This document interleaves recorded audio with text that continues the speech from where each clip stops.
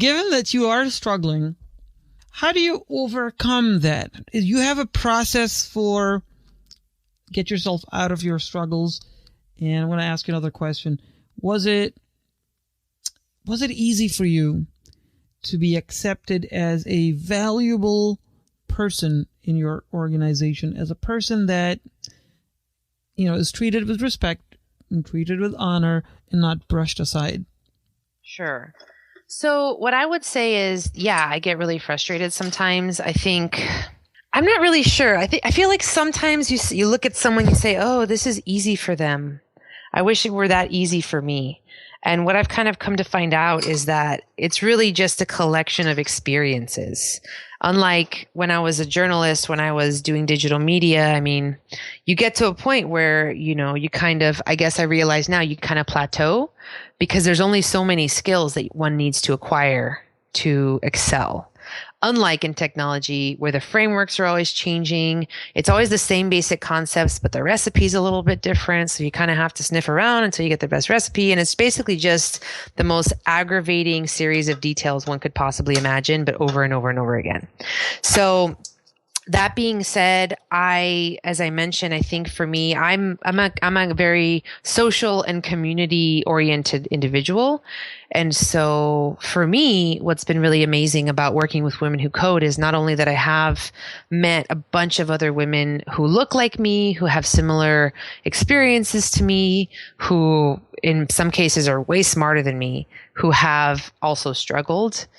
And so I think to myself, hey, you know what? This isn't about me. This is just a small little roadblock, and I just got to figure out how to get around it or over it or under it or hop over it and keep going.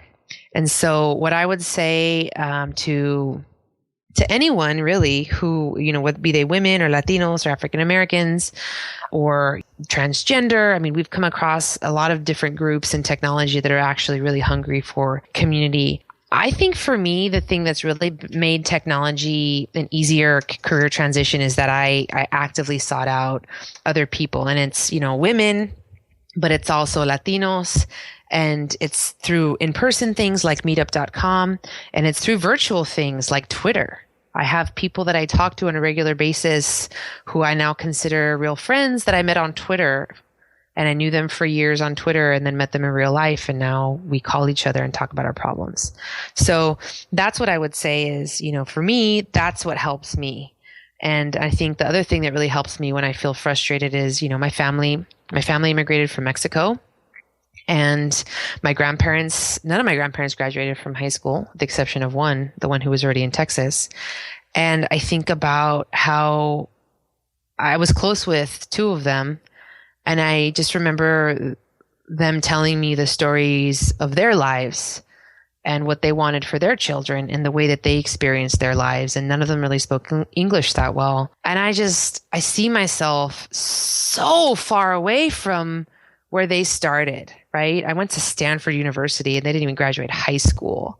And so I think every time I kind of really start to feel frustrated or like I want to give up, I think, what am I complaining about? There's so much worse. It could be so much harder. And I'm not married and I don't have kids. And so just keep it real, Sara. I try to keep it real with myself and keep that perspective, right?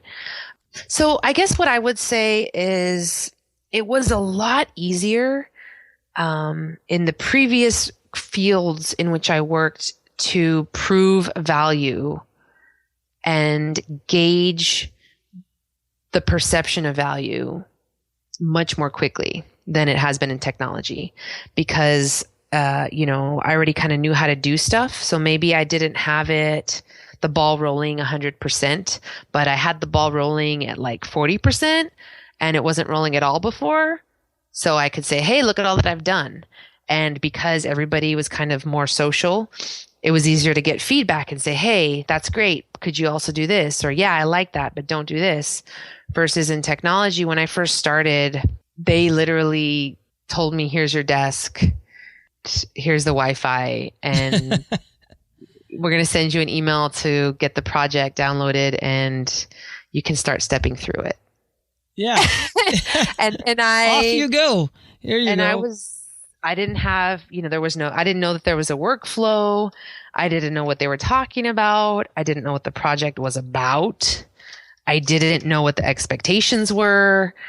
And then I would try and ask, and they would be like, oh, I'm busy, or I have this meeting, or, ask him.